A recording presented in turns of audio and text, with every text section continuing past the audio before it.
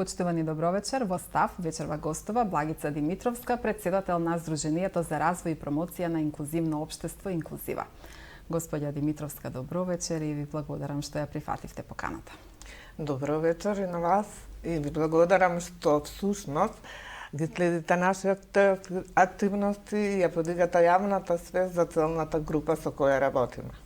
Господја Димитровска, каква е моменталната состојба со инклузијата на лицата со попреченост во нашата заедница и кои се најчестите предизвици со кои што се соочуваат лицата по навршени 18 години, особено кога станува збор за образованието, вработувањето, но и секојдневниот живот?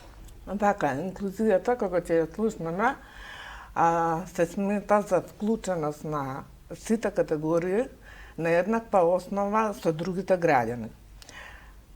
Инклузивноста за лицата со попреченост од најмала до најстара возраст е сменета. Подобро е отпорано, но се уште многу треба да се направи за да бидат еднакви и да бидат прифатени, да бидат на сите нивоа и во сите општествени сфери како останатите граѓани на државата. Проблемите се многу, иако реков дека одиме напред, во образовниот процес, почнувајќи од предучилишното образование, односно градинките, родителите, семејствата се соочуваат со проблем за запишување во предучилишно образование. Во училиштата се веќе таму, бидејќи има закон за инклузивно образование, и секој дете е обврзано да биде во училишните клуби. Но се уште постои проблем и во училиштата, а највеќе проблеми ги чувствуваат семејствата. Затоа што сметам дека ова инклузивност во училиштата нагло се примени, се уште не беа подготвени ниту наставниците за прифатање на сите категории на деца со попреченост, а тоа е нивно право.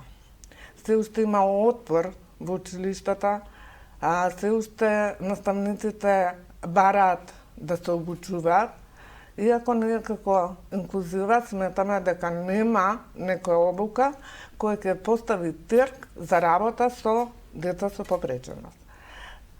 Децата со попреченост се различни меѓу себе како ние што сме различни меѓу себе. И додека не се прифати дека со секој дете треба да има индивидуален пристап за совладување на образовната програма, нема да кажам дека навистина се инклузивни училиштата. Она доброто што сакам да го истакнам е дека веќе образовните асистенти се вработени во училиштата. Дека во училиштата има цели стручни тимови од лица кои треба да дадат поддршка и на наставниците. Имаме центар за поддршка во Куманово. На ниво на државата има регионални ресурсни центри кои даваат обука за образовните асистенти. Сметам дека и центрите за поддршка понатаму треба да држат обуки за наставниците, затоа што секој дете различно. Треба индивидуален пристап, индивидуална програма и совладување на основните потреби за потешките деца. Така да нема, се изрази потешки деца, за мене нема потешко и полесно. Дете е дете, ученик е ученик. Додека не сватиме сите, дека тоа дете има исти права како сите останати, не можам да кажам дека се глатко тече, туку има предизвици што треба да се надминат. Образованието е многу важно за идниот живот на лицата со попреченост и нивната економска моќ, затоа што ако се образовани може да се вработат, што повисоко е образовани, толку поубаво работно место. И тука постои закон за вработување на лица со инвалидност, но тоа е застарен термин. Сметам дека сега набрзо ќе стапи во функција законот за квотно вработување на лица со попреченост, што секој ќе биде задолжен, секоја компанија и секоја институција да вработи лица со попреченост. Има вработени, има повеќето се во заштитни друштва, но за наша радост во последно време почнаа институциите да вработуваат лица со попреченост, еве во нашата општина имаме вработено и на висока позиција затоа што е со високо образование и на позиција соодветна спремна неговото образование. Така да сметам дека тука процесот полесно ќе оди ако образованието воспостави систем каде што децата со попреченост, понатаму и во средните училишта и во високо образование, ќе имаат олеснителни околности и ќе најдат соодветни работни места, ќе бидат заедно во институцијата со другите луѓе, не во сегрегирачка средина, каде што поголемиот дел се лица со попреченост. Што конкретно работи вашето здружение за да ги унапреди правата и условите за лицата со попреченост? Значи, ние работиме во многу аспекти. Моментално најактуелни се двете социјални услуги кои ги нудиме. Едната е лична асистенција за лица со попреченост, која ја даваме како лиценциран давател од 2019 година, а 2018 почнавме со согласност на влада.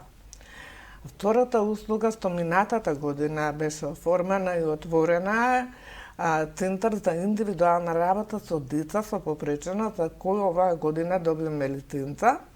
И за двете услуги понатаму финансиските средства треба да ги обезбедува Министерството за социјална политика, демографија и млади, каде што сега во декември ќе аплицираме. И тука тие две услуги се поделени. Едната има свој влез и своја просторија, другата има свој влез и свој просторија. Многу важни услуги за самата категорија со која работиме. Помагаме директно на корисниците на услугата, на нивните семејства. Им даваме на семејствата информативни и советодавни услуги, но им даваме директна подршка при подготвување на документација за комисиски прегледи и се што е потребно да имаат децата кај нив. Директно помагаме на образовниот процес, бидејќи тие дечиња највеќето се вклучени во образовниот процес, затоа што индивидуалната работа со разни специјалисти на таа тема помага и за совладување на образовната програма. Тоа понатаму ќе се манифестира на оваа група на граѓани што почнавме да работиме и за економско зајакнување, но семејствата се во најкритична состојба, бидејќи мора да го однесе на училиште, мора да го однесе во градинка, мора да го донесе кај нас. Тука треба понатаму да преземеме мерки некако да ги ослободиме од товарот што го имаат по секој ден децата да ги носат на неколку места и највеќе по еден родител не е во можност да работи. Колку институциите соработуваат со вас и дали имате доволна поддршка од државата? Вака, со институциите на локално ниво имаме воспоставена многу убава соработка и дел од институциите на државно ниво. На локално ниво соработката е баш за оформување на услови, соодветни услови за оваа категорија со која работиме. Добивме простор на користење, го адаптиравме, го реновиравме, добивме и поддршка додатка да се лиценцираме од општината, за хонорари за стручните лица исклучиво ги користаме. Од оваа година нема да ни биде потребно тоа. Значи, општината вложуваше во социјални сервиси не само на нас, туку и на уште здруженија токму за оваа категорија. Со Центарот за социјална работа во општината соработуваме за лиценцираната услуга, бидејќи имаме координатор ние и тие, мониторингот се прави и сите оние документации за исплата на услугите кои ги даваме. Многу од нив бараат и некој совет од нас во однос на комуникацијата со оваа категорија на луѓе. На државно ниво учествуваме во подготовката на стратегијата 2023-2030 подготвена, но се уште не ги гледаме резултатите на таа стратегија за правата на лицата со попреченост. Исто така со Министерството за информатичко општество, што беше сега е за дигитална трансформација, подготвен е законот за пристапност на веб страни на институции, мобилни апликации, секако и тоа е поврзано со пристапноста, каде што директно учествуваме во подготовка на тој закон. Имаме поднесено закон за финансирање на политички партии во Собранието во 2023 година на 7 декември. Се уште нема резултат, се надеваме дека ќе ја активираме со новите пратеници што се сега во Собранието, тоа беше со претходните, и дека и тука ќе имаме некои резултати. Во моментов Министерството организира обуки за мониторинг и евалуација за социјалните услуги, каде на 17 ќе се одржи во Куманово, сме пријавени, учествувавме и претходно на таа обука за доусовршување на стручниот кадар што работи кој нас. Како реагира општеството? Дали има доволна свест и прифаќање на лицата со попреченост како рамноправни членови? Вака, од периодот кога почнавме како здружение да работиме, има голема разлика, но да се прифатани целосно како што посакуваме, не. Се уште има отпор, се уште има стигма, се уште се гледа со жалување на оваа категорија, а не од страната на нивното право. Правото треба да се практикува, не да стои на хартија. Тука треба најпрви системски решавања. Затоа што ние немаме се уште усогласена правна рамка според одредбите на Конвенцијата за правата на лицата со попреченост, која државата има ратификувано и обврзувачки од 5 декември 2011 година. Но се уште имаме дискриминирачки закон. Постои закон за заштита и спречување од дискриминација, но сепак има дискриминирачки основи. Има различни форми на изолирање на оваа категорија на луѓе. Да тргнеме од инфраструктурата. Законот за градба е пред многу години донесен. Има правилник каде постојат стандарди за пристапност. Се соочуваме со огромна непристапност на околината и на објектите. Како тоа лице да биде самостојно и да добива услуга од институциите ако не може воопшто да пристапи. Тоа е една од бариерите. Стигмата и предрасудите се втората бариера. Сепак се гледа нивната неможност, а не нивните способности. Нека слушнат сите граѓани дека овие лица се многу поспособни од нас. Тие што постигаат, во какви услови, ние не можеме тоа да го постигнеме. Нивната упорност треба да не зајакне и да тргнеме во правецот на инклузијата. Сдруженијето Инклузива имаше своји наблюдувачи на изборниот процес за локалните избори во однос на изборните права на лицата со попреченост. Имаше ли некои, регистриравте ли некои сериозни прекршувања на правата? Вака, ние работиме на оваа проблематика уште од 2016 година, а ги следиме изборите од 2017. Тоа беше повеќе преку проектни активности, но последните 2 циклуса на избори немаме такви проекти што би финансирале наблюдување на лица, но тие сами бараа волонтерски да бидат на гласачките места и тоа покажува колку сакаат да се вклучени во сите процеси. Тоа е нивно право, загарантирано право и ние организираме наблюдувања. Има подобрувања огромни во овој дел од нивните права, постојат материјали за поддршка, постои вклученоста во држењето на обуките, самите лица се обучувачи за изборни органи, но сепак има неправилности. Првата неправилност која имаме утврдена, немаше повик за обучувачи, каде што лицата имаат можност да се пријават да станат сертифицирани обучувачи од Државна изборна комисија, а многу лица што беа обучувачи, овој пат беа на листите за советници и немаа право да бидат на двете страни. Останатите лица немаа можност да се приклучат, тоа е едно. Второто нешто што го имаме идентификувано во предизборниот процес беше веб страницата на Државна изборна комисија, иако е адаптирана во однос на пристапноста, кога да се провери гласачот да провери во избирачкиот список дали се наоѓа. Значи на веб страницата излегува код кој е како слика што луѓето кои се слепи не можат да го читаат со читач и мора некој друг да им помогне за да проверат дали се во избирачкиот список, а тука се нарушува нивната тајност на заштита на лични податоци затоа што се куца и матичниот број.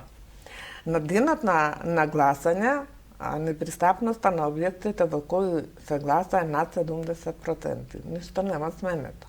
Ако е однадвор направена рампа, внатре се гласа и на катови, каде што нема лифтови, каде што има лифт не се ставени во функција, тоа е она што навистина понатаму треба да се работи. Најголем број од тие објекти се училишта и тука страдаат и децата со попреченост кои се учените во тие училишта.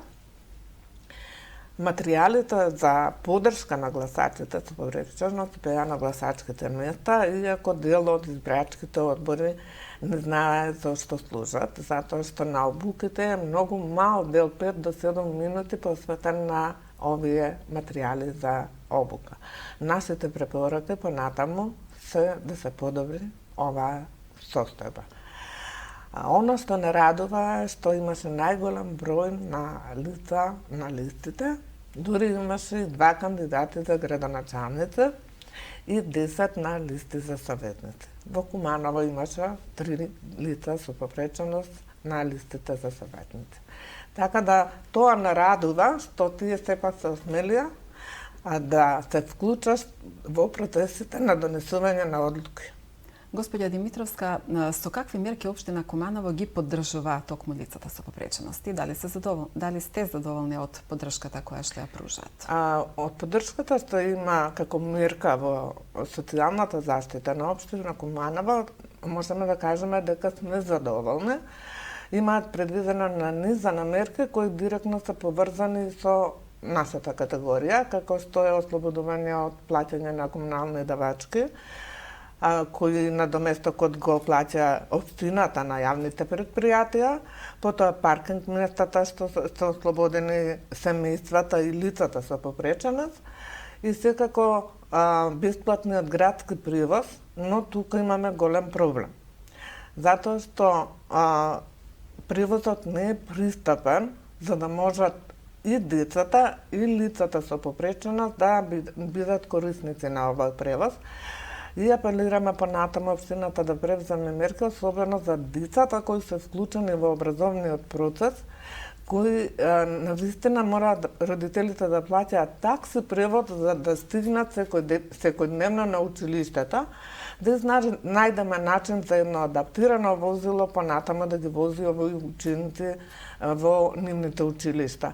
Тоа е навистина горлив проблем на семејствата со кои контактираме, каде што секојдневно се жалат токму од трошоците за превозот, бидејќи можеби по 3-4 пати на ден патуваат некаде, а да плаќаат такси, навистина овие семејства не можат да го издржат тој товар, затоа што ние како издружение направивме истражување, едно семејство со член со попреченост има 4-кратно поголеми трошоци од едно обично семејство. Тоа е, мислам, во овој момент приоритетна потреба за решавање во општина Куманово. Можете ли да споделите една успешна приказна која што покажува дека токму поддршката и информациите прават вистинска разлика?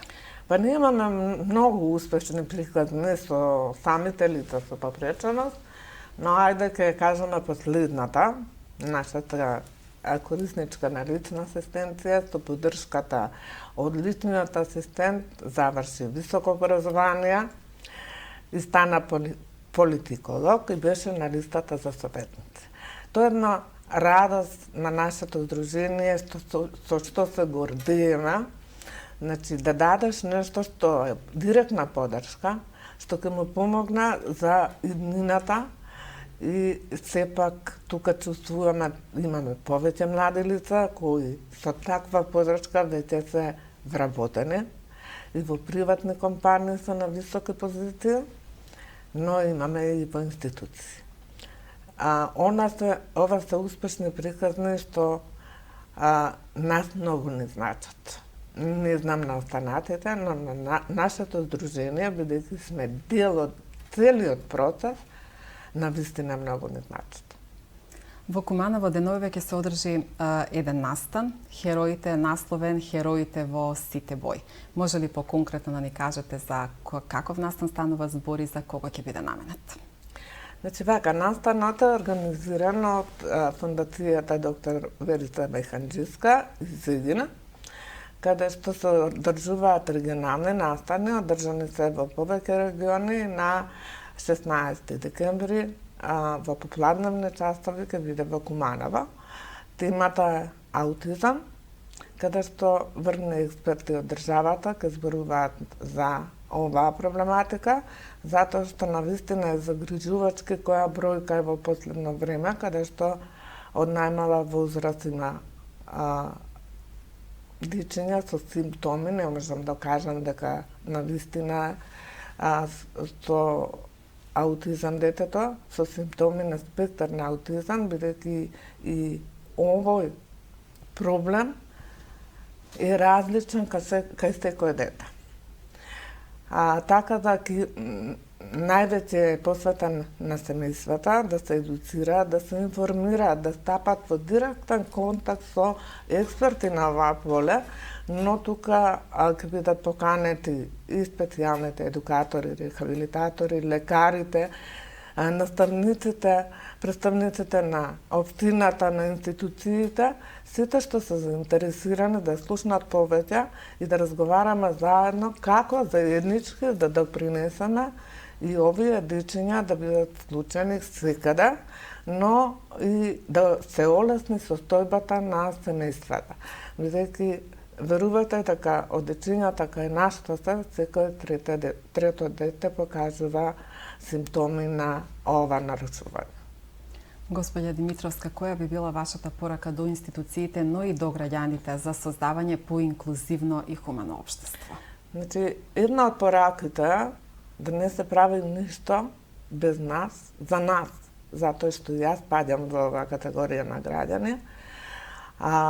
Кога се носат политики, дали се на локално ниво или државно ниво, најпрвен да се консултираат сите засегнати страни, да се прават почесто истражувања на терен и во планирањата, но и во креирањата на политиките да бидат вклучени и самите корисници на тие права што се предвидуваат и нивните здруженија кои ги застапуваат нивните права. Затоа што здруженијата се на терен, тие се во директен контакт со целната група, институциите да не прават на државно ниво сами закони, туку како што ги кажа примерите, каде што учествуваме, сепак законите се подобри од оние каде што сме повикани на крај само на дебати. Да ги почитуваат правата на луѓето со попреченост, затоа што тоа е нивно право, не е привилегија, да што повеќе имаме заеднички активности со самите институции за подигање на јавната свест на населението и инклузивноста да ја градиме и еден ден да целосно да ја применуваме. Не само да ја градиме, многу закони има направено, каде што стојат како хартија, не се применуваат и практикуваат. Тоа е пораката до институциите, до самите лица со попреченост и родителите, колку и да е тежок проблемот што го носат на своите плеќи, да не се откажуваат. Упорно да продолжат понатаму и стоиме на располагање во секое време за било каква информација и за поддршка, така да заеднички кога ќе се сплотиме сите што директно сме засегнати, се надевам дека институциите поинаку ќе гледаат на проблемот. Господја Димитровска, ви благодарам уште еднаш на гостувањето. Се надевам дека и на секоја следна покана за гостување повторно ќе бидете гост во нашето студио. Ви благодарам и јас на вас за поканата, но и за честите известувања за оваа категорија на граѓани и ви стоиме на располагање во секое време. Кога имате слободен термин, ние имаме толку многу активности што можеме да ги пренесеме во јавноста. Нашата соработка со години е прекрасна и понатаму ќе продолжи. Ви благодарам. Почитувани гледачи, тоа беше се за вечерва. Останете со програмата на Телевизија Плюс. Пријатна вечер.